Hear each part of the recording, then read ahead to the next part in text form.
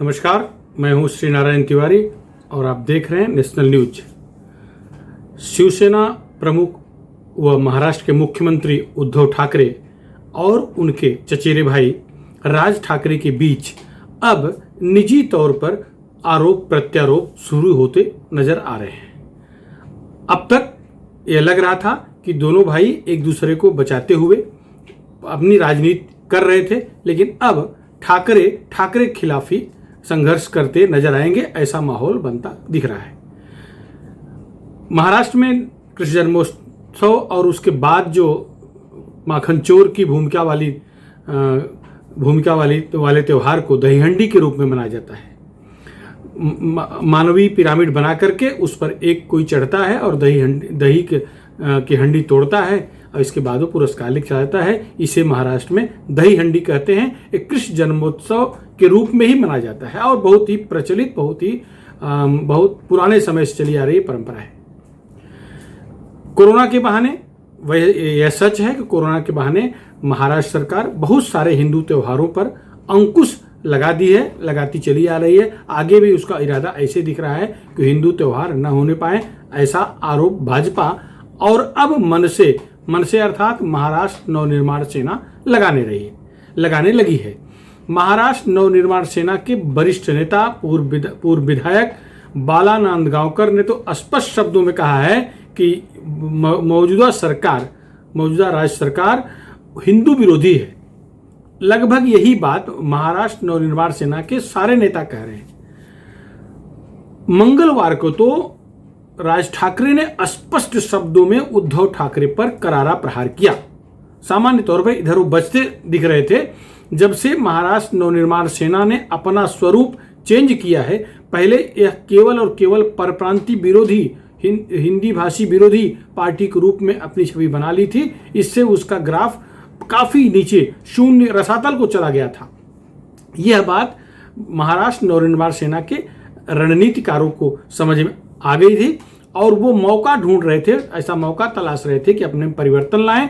और वो नहीं चाहते, महाराष्ट्र नवनिर्माण सेना का कोई पदाधिकारी नहीं चाहता कि उनकी छवि उत्तर भारतीय विरोधी हो, क्योंकि मुंबई, ठाणे, कल्याण आदि इलाकों में लगभग 50% से अधिक पूर्वांचल के रहवासी, केवल हिंदी भाषी नहीं, पूर्वांचल उत्तर प्रदेश और बिहार के 15-17 जिलों के लोग रहते हैं। ऐसी स्थिति में यदि हिंदी भाषी विरोधी छवि बनेगी तो निश्चित है महाराष्ट्र नवनिर्माण सेना का राजनीतिक नुकसान होगा। साथ ही उससे कोई गठबंधन नहीं करना चाहेगा। इसलिए मनसे, जिसे शॉर्ट फॉर्म मनसे कहा जाता है, वह अपने स्वरूप को बदलने के लिए आतुर थी और बदल चुकी है। पार्टी मनसे ने अपना स्वरूप बदल लिया है। पहले इसके झंडे में कई रंग हुआ करते थे, जिस पर मजाक चलता था, इंद्रधनुष है, झंडा नहीं है।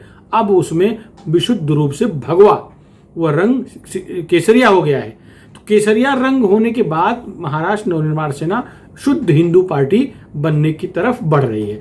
भारतीय जनता पार्टी के बड़े नेता, इवन महाराष्ट्र प्रदेश अध्यक्ष चंद्रकांत दादा पाटिल खुद चल के राज ठाकरे के घर गए, उनके यहाँ चाय पिए, बैठे, गप्पा मारे, राजनीतिक चर्चा किए। ये अपने आप में बहुत बड़ी बात है। जिस महाराष्ट्र नवनिर्माण सेना को अछूत पार्टी के रूप में सारे लोग मानते थे, भले उनका फायदा उठाए हो चुनाव में, लेकिन राष्ट्रवादी कांग्रेस पार्टी भी खुल के उनसे गठबंधन नहीं कर सकी।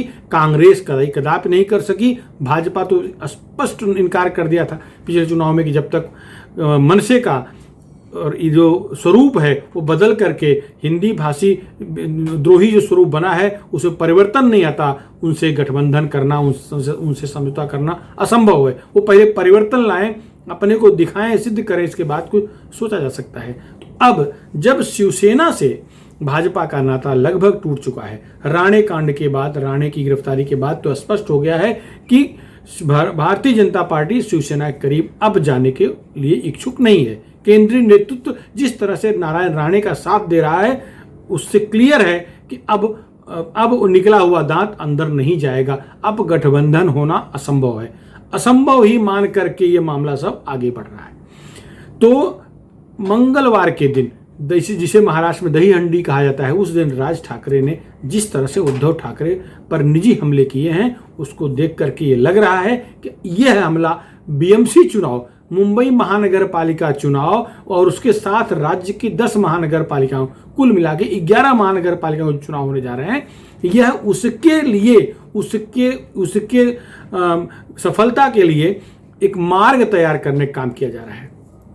महाराष्ट्र नवनिर्माण सेना हिंदूवादी संगठन के रूप में अपने को स्थापित करना चाह रही है, झंडा बदली कर दिया है और हिंदू त्योहारों को लेकर जिस तरह से आक्रामक हैं उससे निश्चित रूप से जनता उन्हें स्वीकार कर सकती है। अब तक उनका केवल स्वरूप मराठी था, मराठी भाषी ही उनको अपना मानते थे, बाकी गैर मराठी भाषी जितने भी महाराष्ट्र में रह रहे थे वे सब उनमें विरोधी, अपनी दुश्मनी पालने वाला, अपने खिलाफ चाल चलने वाला ऐसा नेता मानते थे, ऐसी पार्टी मनसे को मानते थे। अब वो छवि धीरे धीरे धो रहे हैं। भाजपा के से दोस्ती बढ़ी है तो निश्चित रूप से उन्हें वो छवि धोनी पड़ेगी और धो रहे हैं। एक चीज और, भाजपा के साथ जब तक शिवसेना थी तब तक उसका एकदम सितारा बुलंद था। मुख्यमंत्री पद की लड़ाई को लेकर के उद्धव ठाकरे जी वहां से अलग हुए, राष्ट्रवादी कांग्रेस पार्टी, और कांग्रेस पार्टी उनके साथ आकर के उनको मुख्यमंत्री बना दी। असंभव जैसा दिख रहा, एकदम विरोधी, धुर विरोधी पार्टी, 3 दल मिलकर के सरकार बना दिए। कट्टर हिंदूवादी पार्टी अब धर्मनिरपेक्ष पार्टी बन गई। तो जो कट्टर हिंदूवादी मराठी वोट थे, महाराष्ट्र के जो कट्टर मराठीवादी विचारधारा के वोट थे, वो उन वोटों पर कब्जा करने के लिए महाराष्ट्र नवनिर्माण सेना अब अपने कदम क्रमशः उठाने शुरू कर दिए हैं। दही हंडी कार्यक्रम को लेकर के कोरोना पर जिस तरह से हमला किया राज ठाकरे ने, उसे अब वो सब दिख रहा है।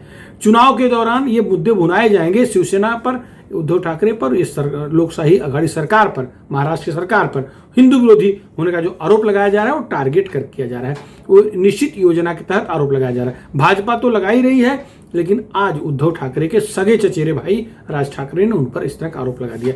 एक आरोप जो सबसे बड़ा आरोप है वो ये है कि बाला साहब के नाम पर महापौर बंगले को हड़प लिया। महापौर बंगला बाला साहब ठाकरे स्मारक के लिए दे दिया गया है, वो सरकारी बंगला है। अब राज ठाकरे का आरोप है कि वहाँ बड़ी बड़ी गाड़ियाँ खड़ी होती हैं, सिटिंग होता है, लेकिन वो सरकारी बंगला शिवसेना अपने कब्जे में ले ली है। ये बहुत बड़ा आरोप है।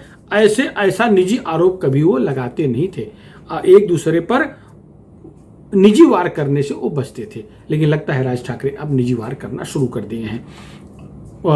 ये सच है, उद्धव ठाकरे उसका जो स्पष्टीकरण देते समय कहीं भी राज ठाकरे का नाम नहीं लिया है, और राज ठाकरे ने भी उद्धव ठाकरे का अपने जबान से नाम नहीं लिया है, लेकिन इशारों में क्लियर दिख रहा है वो क्या कर रहे हैं। अब राज ठाकरे का कहना है कि शिवसेना सारे महानगर पालिकाओं के चुनाव को टरकाएगी, टालेगी, आगे खींचेगी, और ये इसलिए कोरोना के बहाने सब बंद रखेगी और अपनी चुनावी तैयारियां तीनों दल मिल करेंगे, शिवसेना, कांग्रेस, राष्ट्रवादी कांग्रेस। जब उनके माफिक माहौल तैयार हो जाएगा तो झट से कोरोना का संकट हटा करके उनके हाथ में सब कुछ है, दिखाएंगे नहीं है और चुनाव डिक्लेयर कर देंगे। लेकिन बाकी राजनीतिक दलों को तैयारी करने का मौका नहीं मिलेगा।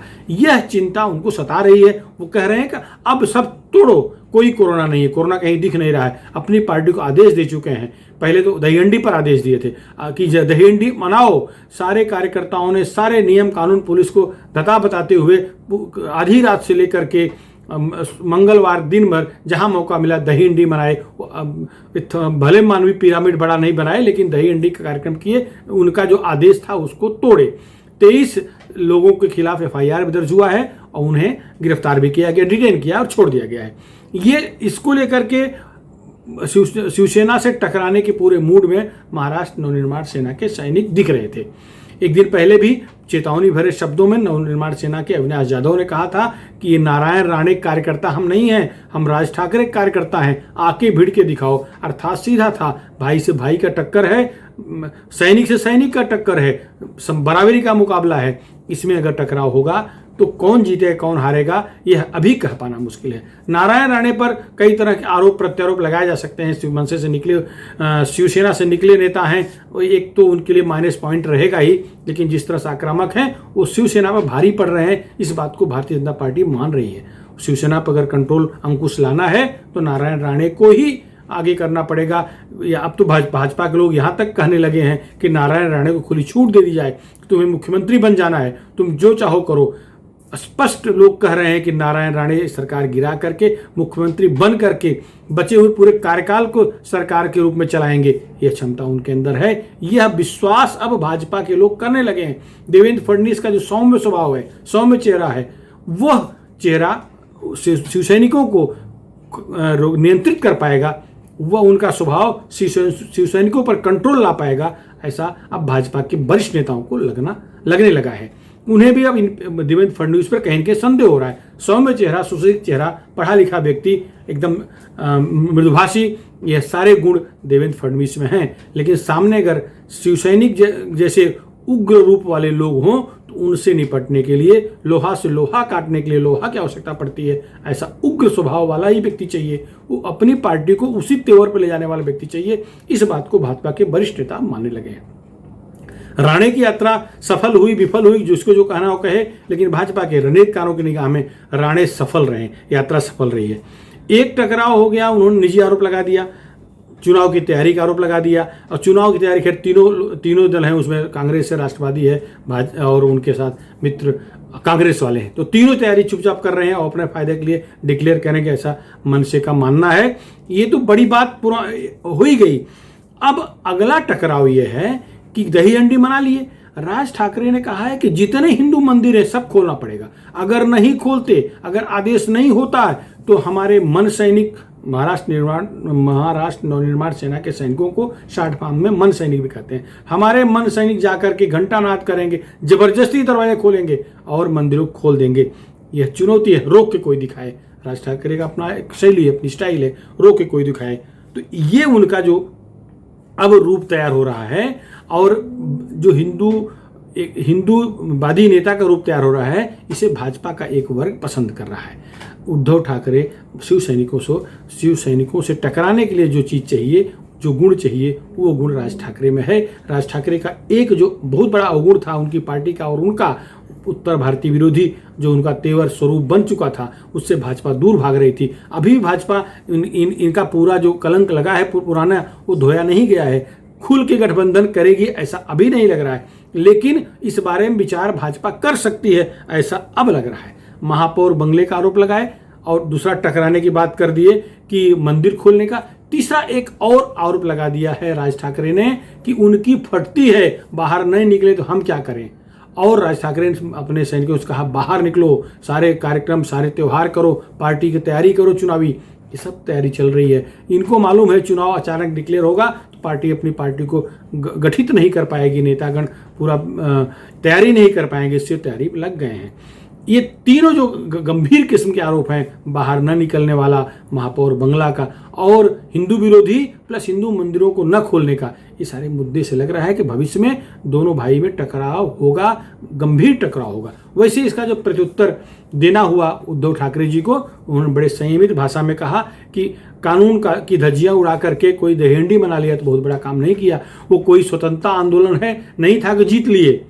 अरे जीतना है तो कोरोना जीतो, कोरोना के खिलाफ आंदोलन करो, कोरोना से जीतो। उन्होंने ये भी कहा है कि केंद्र सरकार ने कहा है कि दही हंडी कार्यक्रम और गणपति कार्यक्रम की जो भीड़ है, इससे इस दौरान संभावित कोरोना की तीसरी लहर का प्रकोप आ सकता है, ऐसी आशंका केंद्र सरकार ने जताया है। तो वो तो पत्र दिखाने को तैयार हैं। ये तो राजनीतिक बात हो गई कि वो भाजपा को सहमत का खेल खेलने। भाजपा वाले आरोप लगाते हैं मंदिर खोलने के खिलाफ जो पूरे राज्य भर में घंटानाद आंदोलन किया, वो तो ठीक है, वो उनको पत्र दिखा सकते हैं। राज ठाकरे क्या दिखाएंगे? महापौर बंगले क्या जवाब है? बीएमसी चुनाव की चुपचाप तैयारी क्या जवाब है? घर से बाहर न निकलने वाले आरोप क्या जवाब है? इसका जवाब और उद्धव ठाकरे ने नहीं दिया। और अब सबसे गंभीर मामला जो आरोप एक और लगा है कि मातोश्री बंगले के सामने मतलब जो गाड़ियां खड़ी रहती हैं, माने एक तरह से आरोप लग रहा है बड़ी बड़ी महंगी गाड़ियां खड़ी करके माने सेटिंग का आरोप लगाया जा रहा है। वो मुख्यमंत्री घर है, मुख्यमंत्री के पर्सनल आवास है, वहाँ लोग मिलने आ सकते हैं। इस आरोप के बारे में क्या उत्तर देना है उद्धव ठाकरे जी समय देंगे। और रही बात कि अगर शिवसेना इसी रूप में रही और शिवसेना मुंबई समेत जो उसके आसपास के महानगर हैं, इनके हिंदी भाषियों को अपने पक्ष में करने में सफल नहीं रही तो मुंह की खानी पड़ेगी, इसमें दो राय नहीं है। बीएमसी में 17 से बॉम्बे म्युनिसिपल कॉर्पोरेशन एरिया में 17% से 21% के बीच ही मराठी भाषी लोग हैं। उसी पर मनसे का भी दावा है, शिवसेना का भी दावा है, राष्ट्रवादी कांग्रेस पार्टी के जो मराठी नेता हैं उनका भी उसी पर दावा रहता है। बाकी लगभग 50% हिंदी भाषी शुद्ध पूर्वांचल के लोग, उत्तर प्रदेश के पूर्वी इलाके और बिहार के पश्चिमी इलाके के लोग हैं। अगर उन पर ठीक से डोरे नहीं डाला गया, शिवसेना ठीक से उनको अपने साथ नहीं रख पाई, तो इनका पत्ता कट सकता है। भाजपा तो ये पत्ता काटने के फेर में पड़ी हुई है। अब शिवसेना की बात है कि बाला साहब ठाकरे राम मंदिर आंदोलन, अयोध्या विवाद आंदोलन के बाद से विशुद्ध हिंदू हृदय सम्राट बन गए थे। हिंदी भाषी तब से उनके साथ हैं और तब से लगातार सत्ता में भी शिवसेना है। बीएमसी हो, माने मुंबई कॉर्पोरेशन हो, ठाणे कॉर्पोरेशन हो, कल्याण हो, आसपास के सारे कॉर्पोरेशनों में शिवसेना का कब्जा जो है, या भाजपा के साथ रहे या अकेले है, वो निश्चित है कि बाला साहब का जो हिंदी भाषियों के प्रति झुकाव था या हिंदी भाषियों का बाला साहब से लगाव था, उसके कारण है। उद्धव ठाकरे ने भी अपने कार्यकाल में हिंदी भाषियों को जम के संभाला और उनके साथ लोग हैं। लेकिन इस समय के जो आंदोलन चल रहा है, जिस तरह से भाजपा टारगेट कर रही है, जिस तरह से मनसे को आपस में उनसे टकराने का माहौल तैयार कर रही है भाजपा, इससे निश्चित है कि शिवसेना का नुकसान दिख रहा है। अब शिवसेना को रणनीति के तहत शुद्ध रूप से पूर्वांचल के मतदाताओं को, जो मुंबई ठाणे कल्याण आसपास उल्लासनगर आसपास इलाकों में रहते हैं, उनको अपने पक्ष में बनाए रखने के लिए कुछ करना पड़ेगा। अब झुंझुना थमा के नहीं, उन्हें महत्वपूर्ण पद देकर कुछ करना पड़ेगा, वरना इनके हाथ से सत्ता जा सकती है। बीएमसी को बताते हैं कि शिवसेना का मेरुदंड है। बीएमसी हाथ से जाते ही शिवसेना का अर्थतंत्र कमजोर हो जाएगा। ये अर्थतंत्र को बचाने के लिए शिवसेना कदम उठाना पड़ेगा, वरना शिवसेना फिर कभी उठ पाएगी, ऐसा सोचना मुश्किल है। फिलहाल इस मुद्दे पर इतना ही। आपको कैसा लगता है? ठाकरे वर्सेस ठाकरे जो सामने दिख रहा है, क्या हिंदूवादी ठाकरे अर्थात राज ठाकरे जो आज बन गए हिंदूवादी, या हिंदूवादी बाल ठाकरे के सुपुत्र, कट्टर हिंदूवादी स्वर्गीय बाल ठाकरे के सुपुत्र धर्मनिरपेक्ष बने उद्धव ठाकरे, क्या राज ठाकरे से टकरा पाएंगे? क्या हश्र होगा? अगर आपको जो समझ में आए कृपया जरूर हमें बताएं, हमें अवगत कराएं। हम आपकी बात को ऊपर तक जरूर पहुंचाएंगे। आपको हमारा वीडियो कैसा लगा? पसंद आया हो तो हमारे चैनल नेशनल न्यूज चैनल को सब्सक्राइब जरूर करें। धन्यवाद।